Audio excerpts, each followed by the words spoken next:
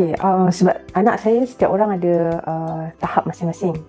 Lepas tu sebenarnya saya dah cuba ambil kelas and then pernah cuba online juga, tapi ada masalah.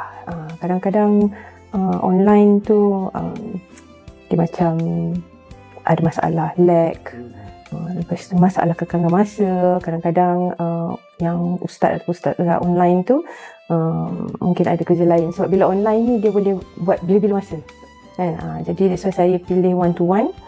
Senang, dia datang rumah, jadi dia boleh fokus on anak-anak saya saja, and masa tu tetap tahu apa yang dia nak ajar lah dalam bidang dia tu kan. Dia dah standby dan semua, and then dia tahulah tackle anak saya. Sebab anak saya seorang bongsu tu kecil, jadi kadang-kadang dia budak-budak kan dia buat perangai sikit, jadi ustaz ni tahu macam mana sikit lah nak tackle kan. So, menyebabkan pembelajaran tu lebih senang lah.